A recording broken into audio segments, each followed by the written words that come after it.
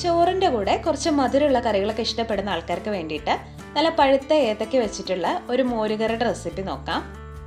പിന്നെ നമ്മുടെ വീഡിയോസൊക്കെ ഇഷ്ടമാവുകയാണെങ്കിൽ ഒന്ന് സപ്പോർട്ട് ചെയ്യണേ. അപ്പം നമുക്ക് വേഗം തന്നെ റെസിപ്പിയിലോട്ട് പോവാം. അത് തന്നെ നമുക്കിത് ഇത്രയും സാധനങ്ങളൊന്ന് ചതച്ചെടുക്കണം. ഞാനിപ്പോൾ ഇവിടെ എടുത്തേക്കുന്നത് ഒരു 3 അല്ലി വെളുത്തുള്ളിയും അതുപോലെ ഒരു ചെറിയ കഷ്ണം ഇഞ്ചിയും ഒരു പച്ചമുളകും കുറച്ച് കുരുമുളകും കൂടി എടുത്തിട്ടുണ്ട്. ഇത് ഇടികല്ലോ അല്ലെങ്കിൽ മിക്സിയിലോ ഒന്ന് ചതച്ചെടുക്കാം. ഇനി നമുക്ക് മോരുകറിക്ക് ആവശ്യത്തിനുള്ള തൈര് ഒന്ന് ഉടച്ചെടുത്തിട്ട് ഇതിലോട്ട് പാകത്തിനുള്ള ഉപ്പും കൂടി ചേർത്തിട്ട് ഒന്ന് മിക്സ് ചെയ്ത് വെക്കാം. ഞാനിവിടെ നാളികേരം ഒന്നും അരച്ച് ചേർക്കുന്നൊന്നുമില്ല, തൈര് മാത്രമാണ് യൂസ് ചെയ്യുന്നത്. അപ്പോൾ അതിനനുസരിച്ചിട്ട് തൈര് എടുത്താൽ മതി.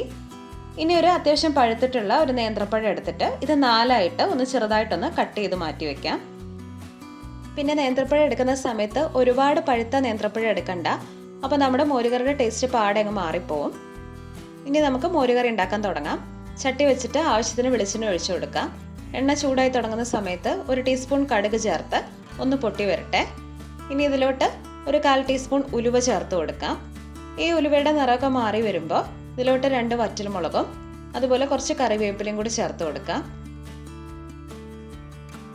ഇനി ഇതിലോട്ട് വേണ്ടത് ഒരു 3-4 അല്ലി ചെറിയുള്ളി ഒന്ന് വട്ടത്തിൽ അരിഞ്ഞതും അതുപോലെ നമ്മൾ മുന്നേ ചതച്ച് വെച്ചേക്കുന്ന ഇഞ്ചിയും വെളുത്തുള്ളിയുടെ കൂട്ടും കൂടി ഇതിലോട്ട് ചേർത്തിട്ട് ഈ ഇഞ്ചിയുടെയും പച്ചമുളകിൻ്റെയും ഒക്കെ പച്ചമണം ഒന്ന് പോകുന്നവരെ നന്നായിട്ടൊന്ന് വഴറ്റിയെടുക്കാം.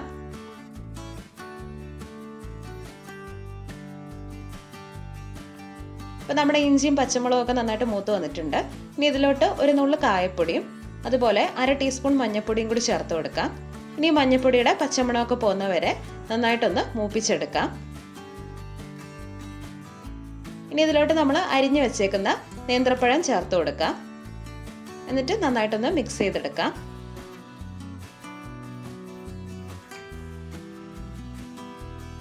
ഇനി ഒരു 2 മിനിറ്റ് ഇതുപോലെ നന്നായിട്ടൊന്ന് ഇളക്കി കൊടുക്കാം. എന്നിട്ട് ഇതിലോട്ട് ഒരു 1/2 കപ്പ് ചൂടുവെള്ളം ചേർത്ത് കൊടുക്കാം.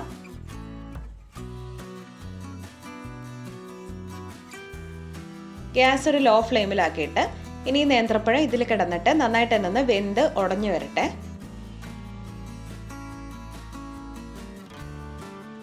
ഇപ്പോൾ പഴമൊക്കെ അത്യാവശ്യത്തിന് വെന്തുടഞ്ഞ് കിട്ടിയിട്ടുണ്ട്. ഈ നേരത്ത് നമുക്കിതിലോട്ട് നമ്മൾ ഉപ്പൊക്കെ ചേർത്ത് ഉടച്ചു വെച്ചേക്കുന്ന തൈര് ചേർത്ത് കൊടുക്കാം. ഈ നേരത്ത് നമ്മുടെ ചട്ടി നന്നായിട്ട് ചൂടായിട്ട് ഇരിക്കുമായിരിക്കും. അപ്പോൾ നമുക്ക് ഗ്യാസ് ഓഫ് ചെയ്യാം. കാരണം തൈര് ചേർത്തതിന് ശേഷം ഇത് തിളച്ച് വരേണ്ട ആവശ്യമൊന്നുമില്ല. ചെറുതായിട്ട് തന്നെ ചൂടാവുമ്പോഴേക്കും നമുക്ക് അടുപ്പിൽ നിന്ന് മാറ്റാവുന്നതാണ്. ഇപ്പം നമ്മുടെ പഴം മോരുകറി റെഡി ആയിട്ടുണ്ട്. അപ്പോൾ മധുരമുള്ള കറികളൊക്കെ ഇഷ്ടപ്പെടുന്ന ആൾക്കാർ ഒന്ന് ട്രൈ ചെയ്ത് നോക്കൂ. എന്നിട്ട് ഫീഡ്ബാക്ക് അറിയിക്കൂ. Thank you.